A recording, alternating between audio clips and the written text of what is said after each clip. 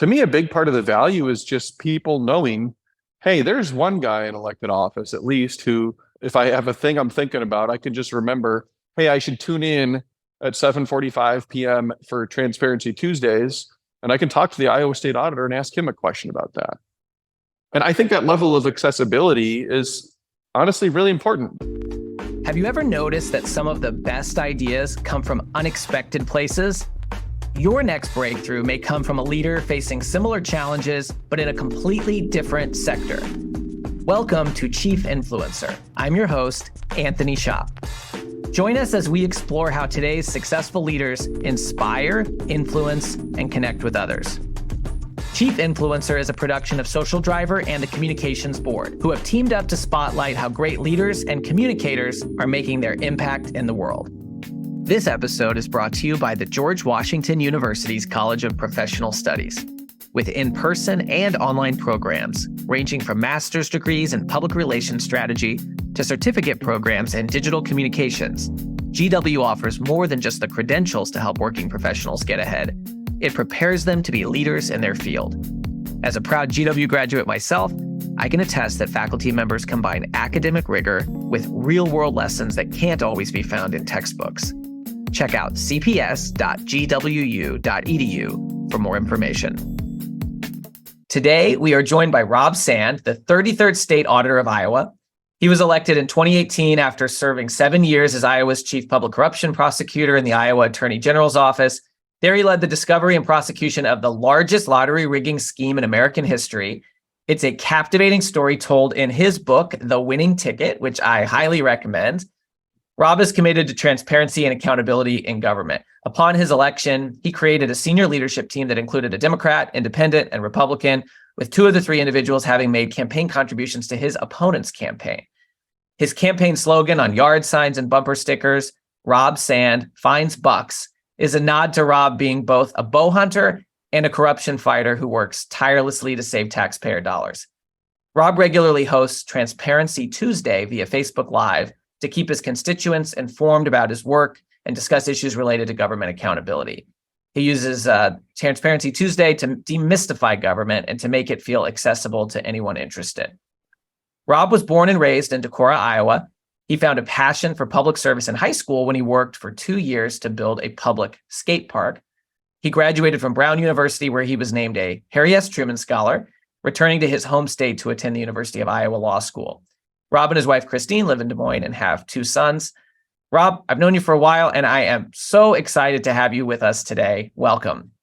Thanks, Anthony. I'm honored to be here with you today. This is fun. It is fun. And, we're really excited to kind of hear your point of view as a public official, because I think it's a world that a lot of people in different sectors are not familiar with. Our whole idea behind this is that some of the most effective leaders are more than chief executives or principals of their offices. They are chief influencers. And so I want to start by asking you, what is the impact that you want to see in the world, and who is it that you have to influence to achieve that impact? That's a question that can be both deep and broad. One of the things that I've been thinking more than ever lately, I've always thought it, but it seems particularly relevant in a time of great change, is the idea that we should work with anyone to do good and work with no one to do bad. We're at a place politically where it seems like there's a lot of upheaval, where partisanship is deepening, and yet at the same time coalitions are changing a little bit, partially because of the deepening partisanship. And so you're finding people who said, oh, well, it used to be this and now I'm not so sure anymore. And so to me, the idea that you would work with anyone to do good and work with no one to do bad is really important, because we have to keep in mind that everybody out there is sort of going through this same tumultuous moment. Lots of people are looking for a place where they belong, or a sense of home in terms of people who share their values. But also most people are paying a little bit more attention than they have for a long time to determine whether or not their affiliations in the past still help them do that today. So if I was going to answer the question of, what do I want to do in the world? It's as much good as possible with anyone who will join with me to do it. I try to stop as much bad as possible, no matter who that's coming from.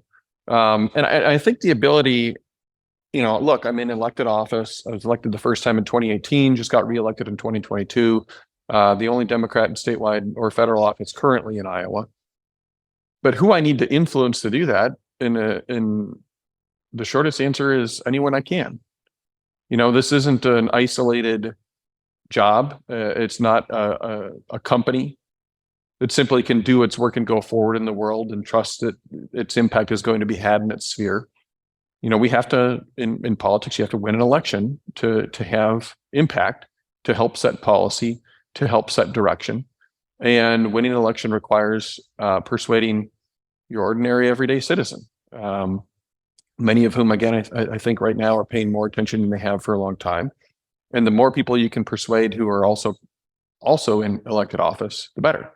So there's really no list, no end to the list of people that we need to add to the coalition to promote change. But by being willing to be out there and be communicating with people in a way that's a lot more open and a lot more human than I think most people expect from a public official, that really, I think, magnifies the ability to have that impact.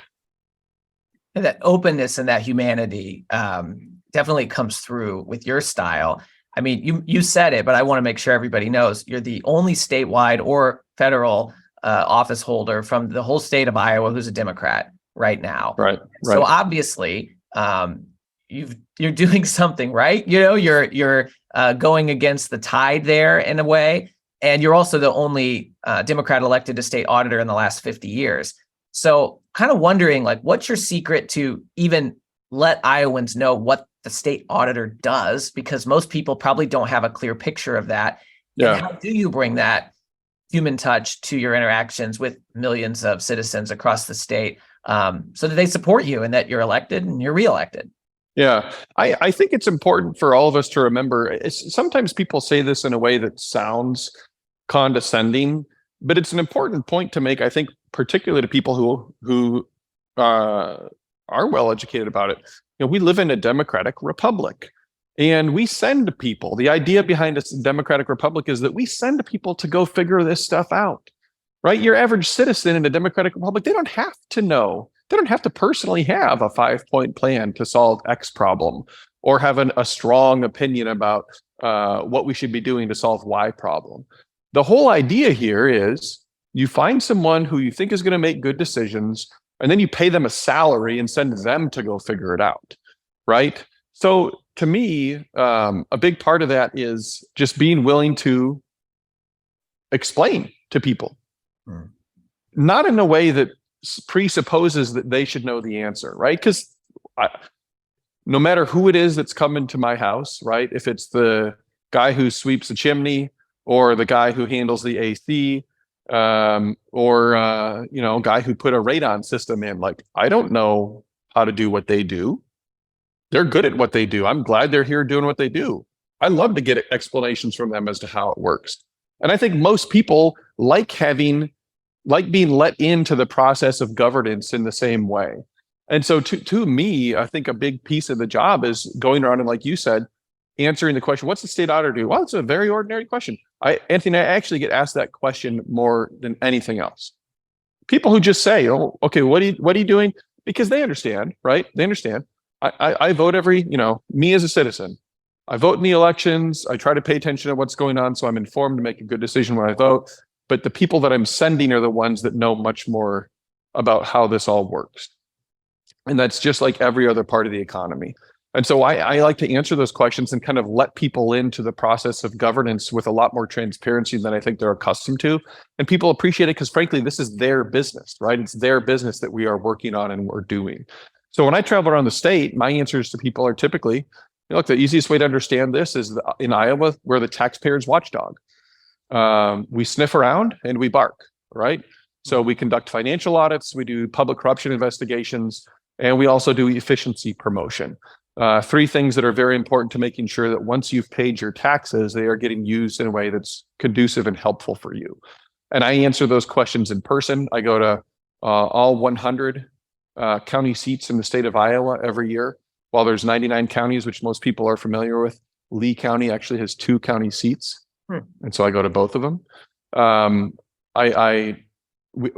efficiency program, which is called PI, we tour the state and give PI awards for that.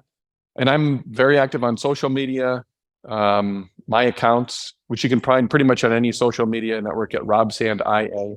I run them. I'm the one tweeting. I'm the one replying.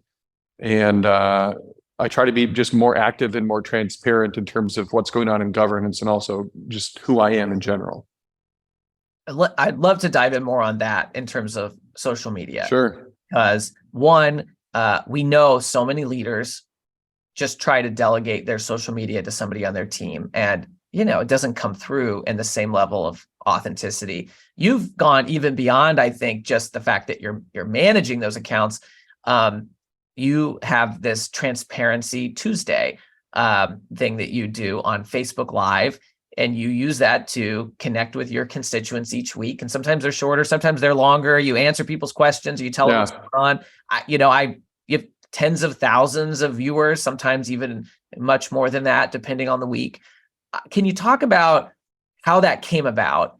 Obviously, you see some value in it because you keep doing it. You're a really busy guy and you keep doing it, so it must be valuable. Because I think leaders who are in all different industries are going to find this really interesting. They might find it exciting and yet kind of scary and daunting to even think about doing that. And so tell us more.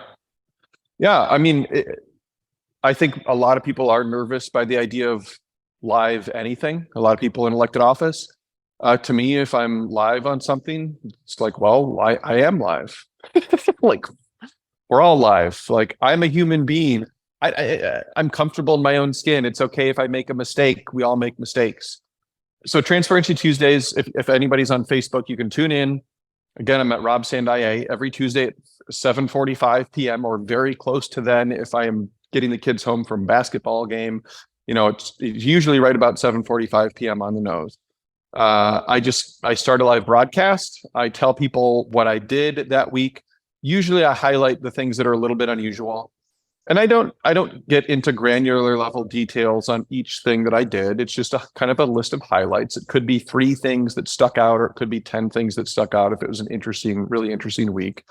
And maybe one of them is a moment to sort of shed a little light on what's happening in government for people and give them a little bit more detail. But then at the end, I also always, and I try to see, I'll have the comments on the screen as I'm talking. Sometimes I'll catch them while I'm talking, but I try to catch questions and comments at the end by scrolling through as much as I can. And so sometimes Transparency Tuesday is 3 minutes long. I just tell people what I did, and in the 3 minutes that I'm on there, nobody has added any questions, and I sign off. Sometimes it's 20 minutes. It could be that something controversial or there's a lot of big news going on, whether it's controversial or not. It could be that our office released a special report that people have a lot of questions about, for example, Medicaid. Or it just could be that we're getting into a topic that people are feeling chatty about. And I just try to answer their questions as best I can. It's not really that different from having a town hall in person, which is, again, what I do with all 100 county seats. But it's just an opportunity for people to tune in and ask a question of a statewide elected official.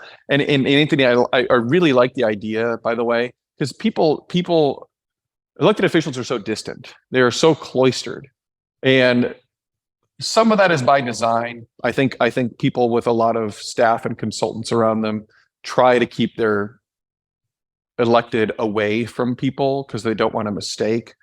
I think some of it is inevitable. If you're representing a state in Washington, D.C., you are gone a lot because the way the system currently works requires you to be in Washington, right? But I don't think that distance is a good thing.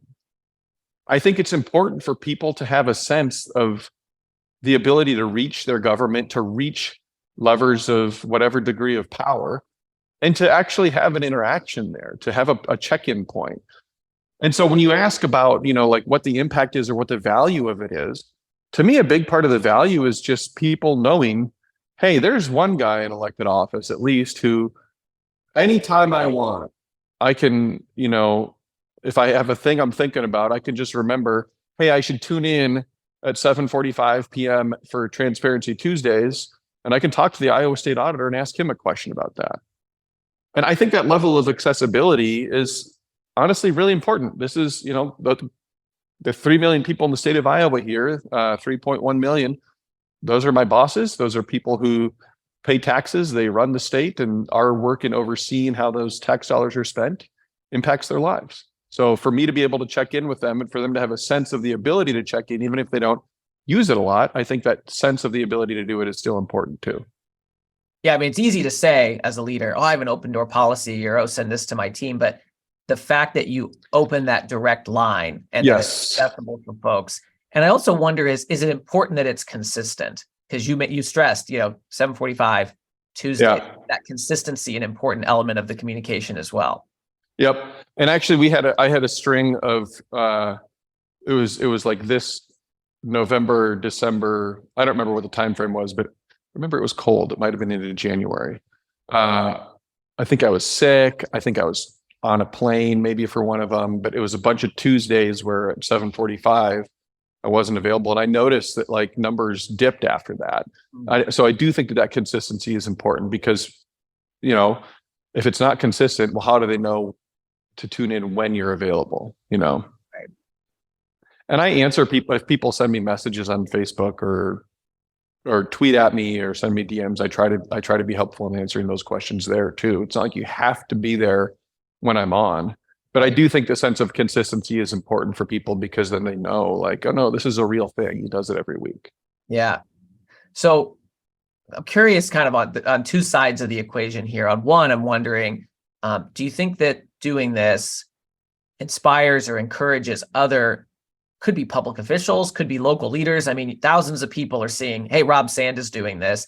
Are others doing this maybe? And then on the other side of it, I'm wondering, have you gotten any pushback from staff, or do you think others has anybody said to you, hey, Rob, I like the idea of doing this, but my team wouldn't let me do this. So I'm just kind of curious on both sides. Has this inspired others, but does this also stoke some fear and others trying to pull back and, protect? They want to make sure their boss doesn't do this because they're, like you said, sometimes those consultants get worried about mistakes.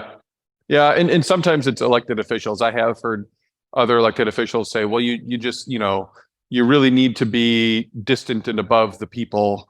And, so being really present and available on social media just lets people see too much of you. And I couldn't disagree more. I don't subscribe to the idea that, elected officials should be distant or above people. They should be a part of them, and they should help people understand that they too have a role, that people like them can do things like this. Right. And being available helps people understand that. And yeah, I've gotten a number of people who have reached out to me to say, hey, like, I just wanted to tell you that the level of transparency you bring to your job has made me decide I'm gonna run for school board, and I'm gonna, after each meeting, do a Facebook Live and tell people what it was we discussed and how I felt about it. I can think of at least one other elected official in the state of Iowa who does regular Facebook Lives. And look, the more people do this, the better, because it's also the kind of stuff where you read in the news what's happening sort of after it happened, but to have an opportunity to hear from lots of different sources who are involved about what's going on just is a way for people to get better informed. Well, it sounds like to me, I mean, in terms of the history of your career and sort of, your values, you believe in the power of government to make people's lives better. And if folks don't understand government and they don't trust government, it really diminishes that opportunity. And so creating a mechanism that folks can have access to you can build that trust, and then government can even work better for the people, right? Yes. Yes. Government power can be used for good or for bad.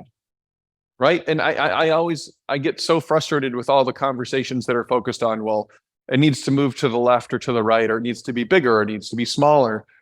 Can we just make it better? Like, there's so much space for a conversation around making government work better. And we haven't had that conversation really for decades.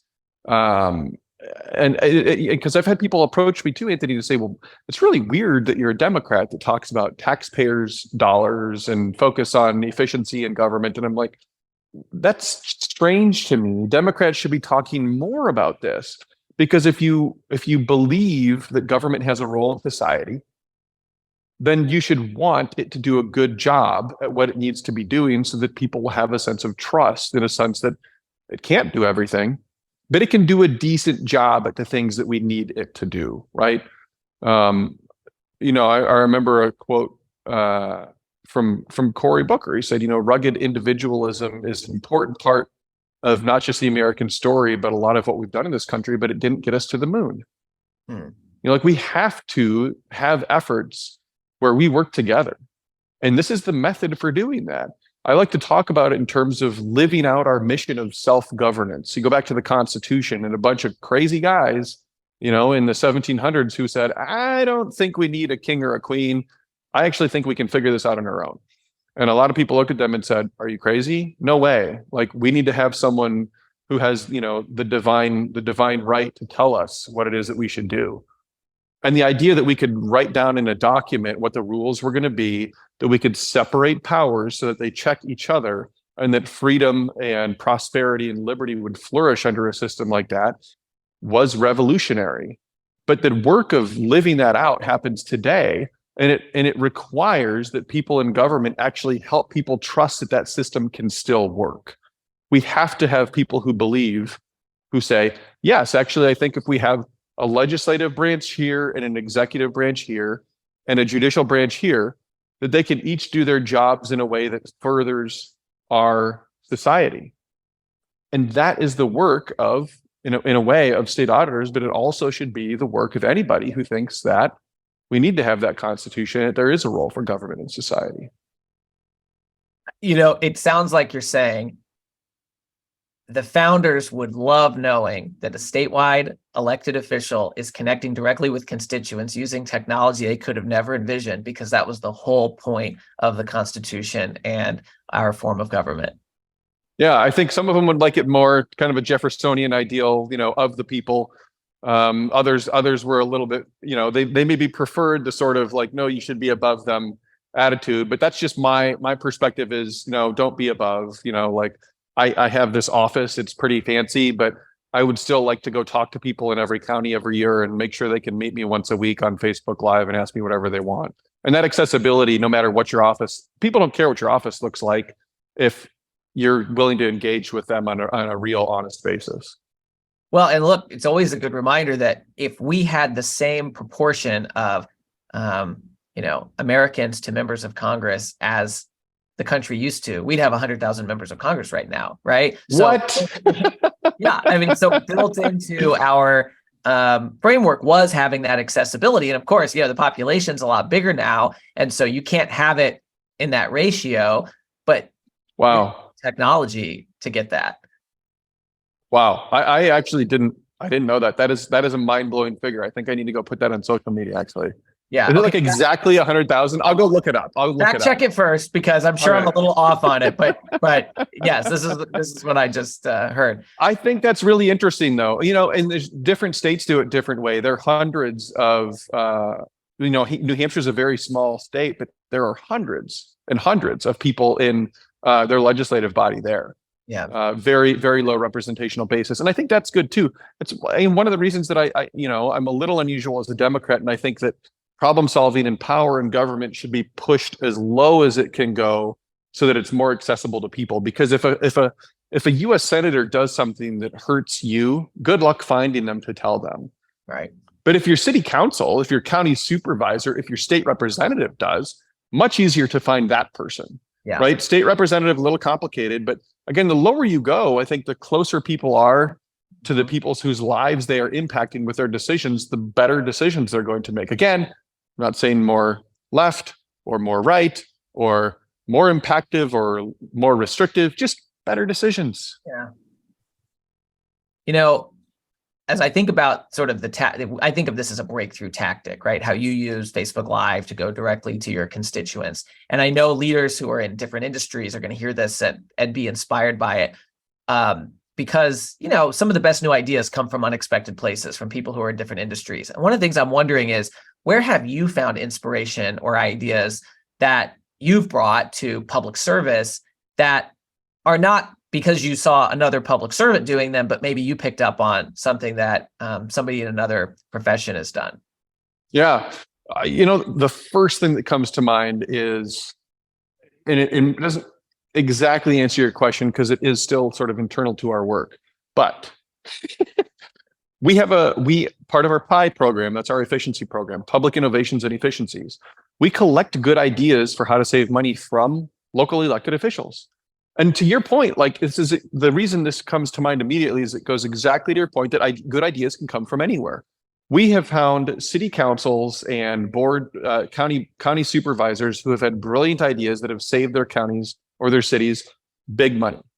And what we do is we take those ideas when we hear about them, we put them into the program so that the whole rest of the state can hear about that within the next year, the next time they fill out the PI program questionnaire.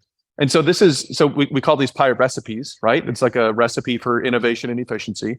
And it's a really fun part of the program because it echoes just exactly the point you made that like anybody can have a good idea, right? That eureka moment can strike any of us while we're walking the dog or, standing in the shower or whatever. Yeah. And it's just about a little bit about having that moment and then actually executing on it.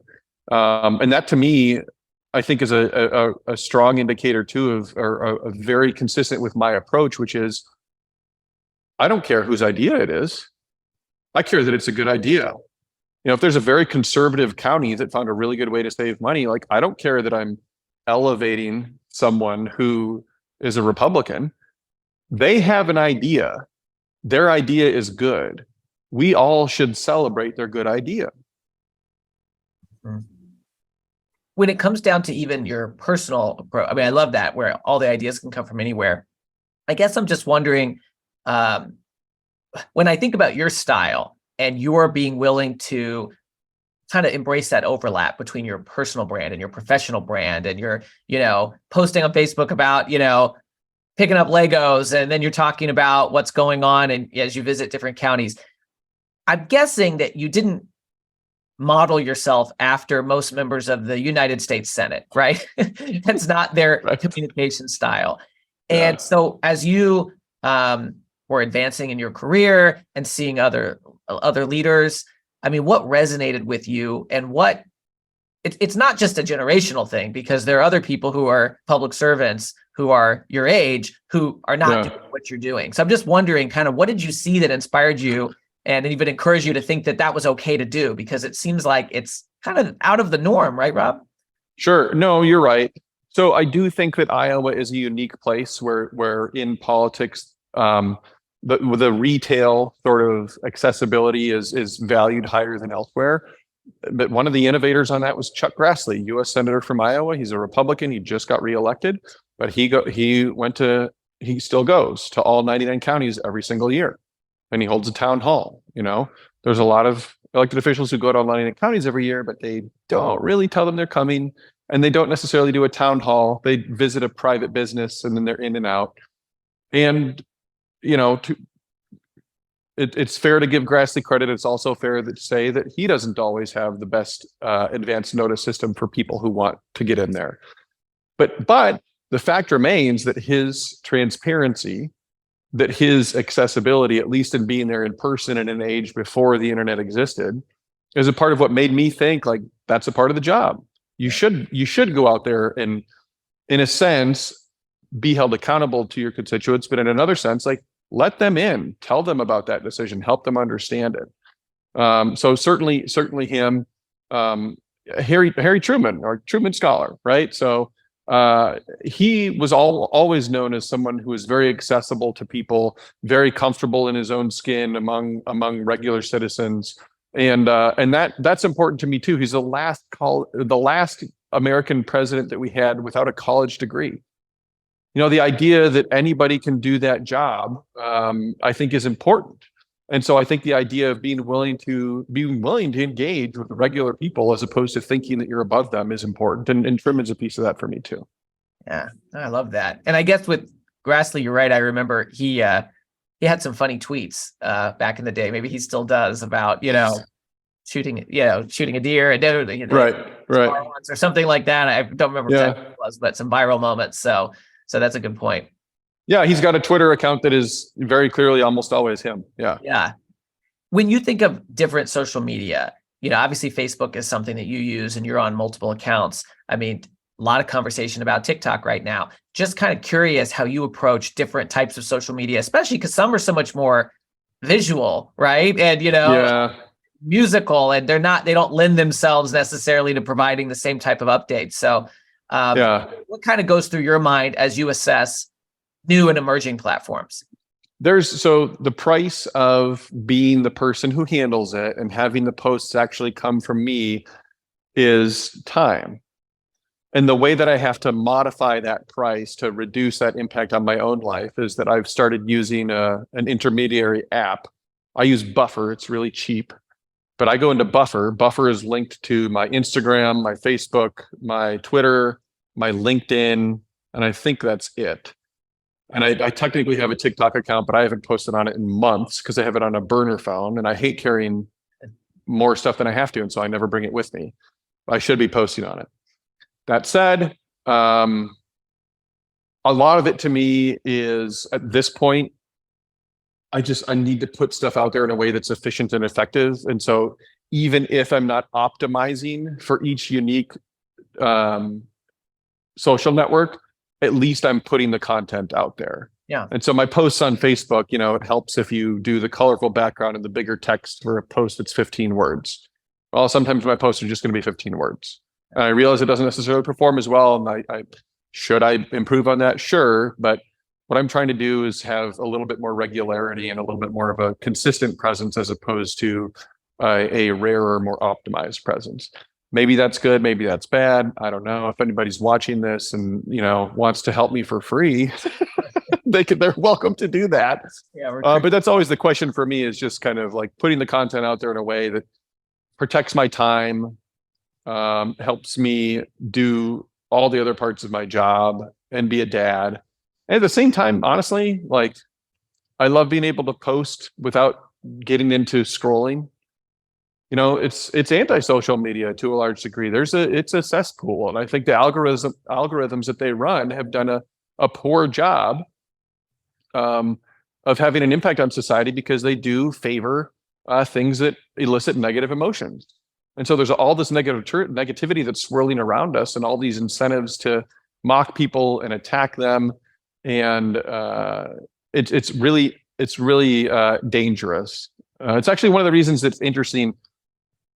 Every network has their pros and cons. One of the things I like about Twitter is the informality. I'm not, as you probably pick up, I'm not a very formal person. But one of the things I like about LinkedIn, although it feels a lot of times more like professional and networky, which is not my favorite, is every account has a name on it. Every account is the person that it says it is. So I like that because it makes the interactions, generally speaking, more positive. And those longer posts actually perform really well on LinkedIn versus like your point on other platforms with the scrolling. I've heard that. I got to try those longer posts on LinkedIn. Yeah. I haven't gotten into them. Okay, we have to. I have to go back to something that you said. All right. On a burner phone. So you think TikTok's important enough to use that you've explored this, but you have it on a burner. I'm sorry. We just have to unpack that, please. Sure. Look, I want to be able to reach people, and that's a way to reach people. I'm also, understanding that it's not necessarily safe, and I don't want my personal information compromised. So, an old iPhone, it's like,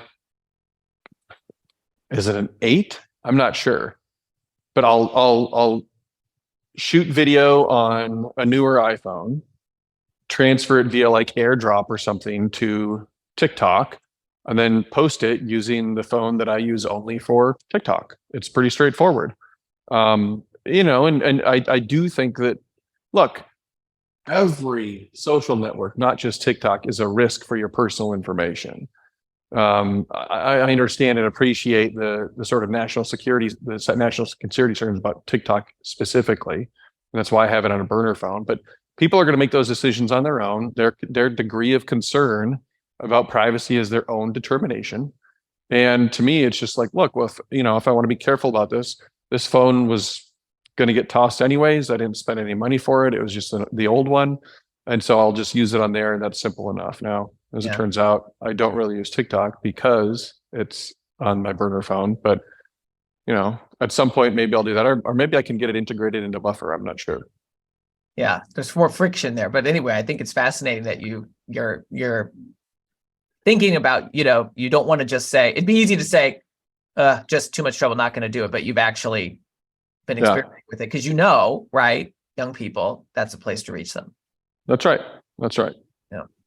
I want to shift gears for a second. We have to talk about your book. I have it right here, The Winning Ticket. It's a page turner. I mean, I have to say, I just thought this was such a great story. I'll let you tell folks maybe the highlight about this lottery rigging scheme you prosecuted. But the piece that I think is really relevant for the folks who are listening in today is you crafted a very deliberate message as you were working to convince the jury about the guilt of the defendant. You called it a 21st century inside job. And it just occurred to me, how important it is for leaders and for chief influencers to craft messages that are going to land with their people, their audiences, and why that's important. And that's something that you've done really well, whether it's from, Rob Sand finds bucks and getting that message off to the 21st century inside job. So can you just give us the sort of thumbnail about this amazing case and specifically that language? I really want to on that. So that language, that phrase was specifically chosen to sort of address one of the weaknesses in my case at trial at that time. So big picture, this is the largest lottery rigging scheme in American history. It's an inside job that involved a couple of brothers from Texas, one of whom's a crooked lawman, and Bigfoot hunters. There's a fireworks salesman in it, an FBI agent who gets fooled, all these kinds of interesting cast of characters, as well as courtroom drama and just kind of like true crime investigative drama. And I appreciate the page turner comment. The Washington Independent Review of Books actually named it a favorite book of 2022, which sort of blew my mind. I was proud of having written it and got it out there, and yet to have an entity like that acknowledge it to me was wonderful. But to zoom in, small picture to that trial and to that phase. At that point, when I was going to trial with the mastermind of the case, Eddie Tipton, we only knew of one lottery jackpot that we believed to have been rigged and didn't know about the others. We had really been pushed for time because he demanded his right for speedy trial, which in Iowa can be 90 days from indictment. So he had really pushed us for time, and we had time basically to focus on investigating the Iowa ticket, the Iowa purchase ticket in front of us, and not a national investigation. And we did not, let me put it this way. We didn't have precise, exact electronic evidence as to how it was that he got the random number generator computer, for which he wrote the code to generate random numbers, to spit out numbers that were going to be predictable. And so at that time, what we were able to put together is a very thorough case based on some direct evidence, but a lot of circumstantial evidence, right? And circumstantial evidence is kind of like what you would say, in the other way I described it to a jury is, coincidences are things that happen that are connected, but they're for random reasons. Circumstantial evidence, those things are actually all clues. And so instead of saying, wow, what a bizarre coincidence that you and I happened to walk into this restaurant at noon today on the same time, or it could be a clue that actually we're planning to get lunch together, right?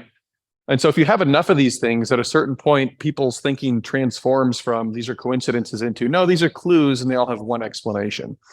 But the 21st century piece of it was an acknowledgement that we don't know how a lot of the stuff around us works, right? Technology, we have very basic understandings of it. And so I'm going to say some of the stuff to you now that I pointed out to the jury in my rebuttal closing argument, the last thing I said to them, because I knew that the closing argument from the defense counsel was going to be all about how we didn't have the evidence. We couldn't say exactly precisely what it was that Eddie Tipton did to rig this, and that we only had these theories. Well, my point was, look, we know that we can pull a small electronic device out of our pocket, type a message into it, and hit a send button, and it's going to get beamed into space and somehow beamed down, all in the exact same order, only to the person that we sent it to, so that I know, my wife knows that I picked up milk on my way home from work. Like, that's mind blowing. Do we know how it works? No. But all the circumstantial evidence around us helps us understand that, yes, in fact, it does work, right? Because we have never encountered situations where my text message to you went to some other person, unless I typed in Anthony and it was Anthony Smith, right? Or something like that. But then we know why, and it was on our fault. It wasn't that it did it wrong. When we used to put CDs into a CD player, if I put in the Rolling Stones, I know it's not a miniature Mick Jagger and a miniature Keith Richards inside the speaker playing songs for me. I understand, just generally speaking, that CD has grooves in the bottom of it, and there's a laser in the machine that somehow reads those grooves and is able to make the sound of Mick Jagger's voice. Do I know precisely how that works? Heck no. But circumstantially, I understand that that is what happens. And so in a 21st century inside job, we can recognize that we know that someone on the inside committed a crime, even if we don't have a precise and exact understanding of how they used technology to do it, because technology is all around us. We don't have a perfect understanding of it, and yet we understand and accept that it works because we see it work every day. And that, to me, was a way to sort of encapsulate the idea in a way that was approachable and understandable for people, and make it really more of a feature of the case, as an interesting part of it, as opposed to a weakness of it. And actually, one other thing I'll say on that, it's really interesting. It goes to this point. This is how this works. It used to be that DNA evidence, when DNA evidence was beginning to be used, you would have someone sit down, an expert on DNA, and testify for a day, explaining to the jury what DNA is, why it is that everybody's DNA is unique. And society has advanced. We understand, DNA is unique. And so when you do DNA evidence right now, sometimes you'll have a defendant who will just agree to let the evidence in. And even if they don't, your DNA expert testifies for 10 minutes, and that's it. Because we've advanced in our understanding of how things work. And I think this case was kind of an acknowledgement of that for the purposes of technology. I highly recommend the book. And I have to say, I think there's such a lesson in what you just described for all leaders, because as we want to influence others and get them on board, whether it's a case like this, or, look, sometimes it's you're restructuring something in your organization, or you're changing your mission, or whoever, whatever it is, there's lots of different things that we need to get people on board with. As you do that, if you don't figure out the right message that's going to land, and sometimes, like what you're talking about, if you get too much in the weeds of it, that's not the right thing. People don't need to understand exactly how the CD player works to know that it works. And I even relate this back to your own messaging, right? I don't need to understand every single thing that the state auditor does to know that Rob Sand is finding bugs. Yeah. Rob Sand has this program, and he goes to all 100 county seats in the 99 counties to talk about this, and he gets ideas from the people at the local level who know best and figures out a way to do that. And it's kind of a theme, I think, that I see across how you've crafted messages and had success, whether it's one of the biggest cases ever in American history, or whether it's a really unprecedented election and re-election as state auditor. So it's something we can all take away. Yeah. I think that's well put.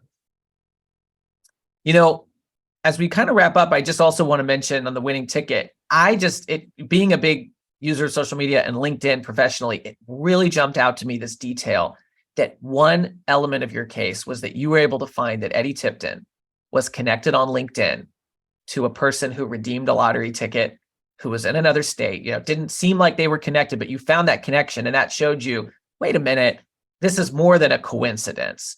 And I just wonder, it made me think, do other investigators, do public officials know the full power of technology and social media, whether that's from an investigation or whether that's doing what you're doing with Transparency Tuesday to get the message out? And if they're not fully realizing it, Rob, what can we do to make sure that folks who are part of government are taking advantage of these tools the way that private companies are? Yeah. So I think that people who work on investigations, and law enforcement in particular, do have a really good understanding of how powerful social media is. It's their job to go out there and make connections and find connections. And I do think they do a great job of doing that. We also, in the lottery case, had another lead that we had been able to put together through Facebook friends. I think Tommy tipped in Eddie's brother. His profile was public, and so we could look at all of his friends. And sure enough, he had a couple of friends with an unusual last name that matched the last name of some lottery winners in Oklahoma.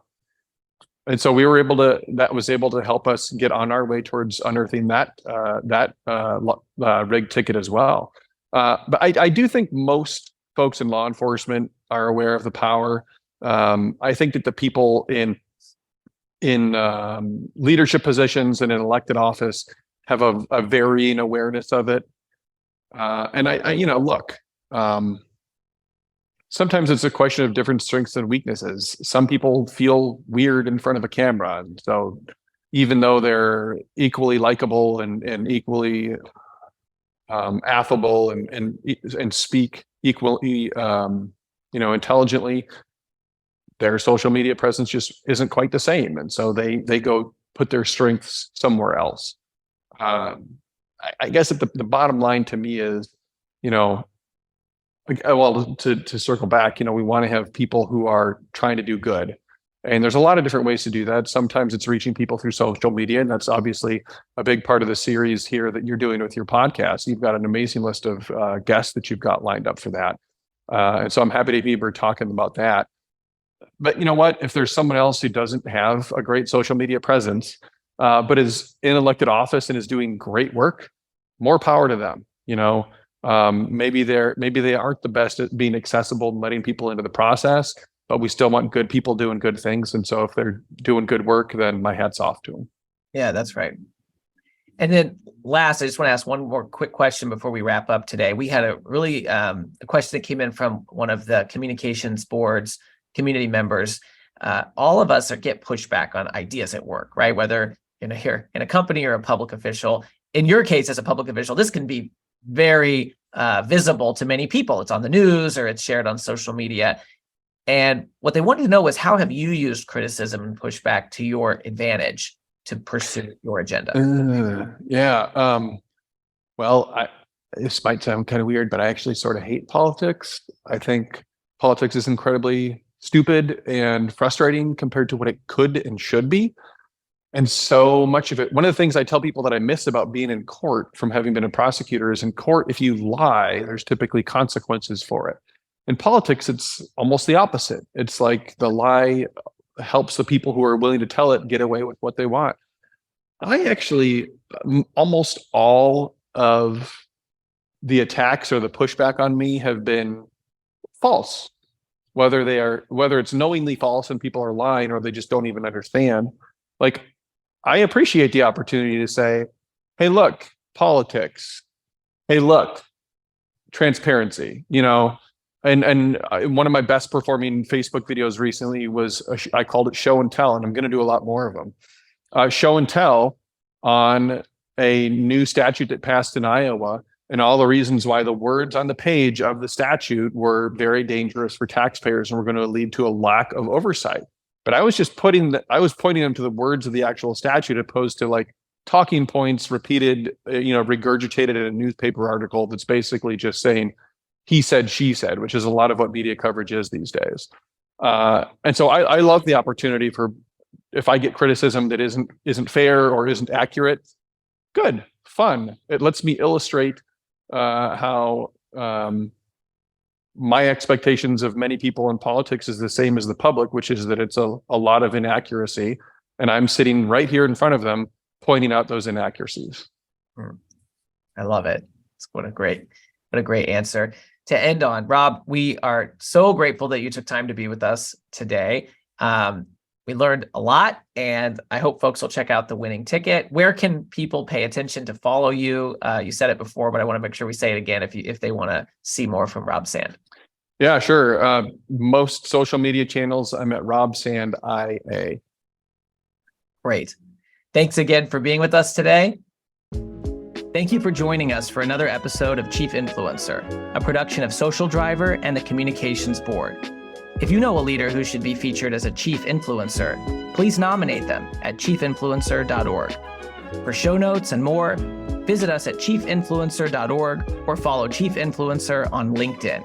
Until next time.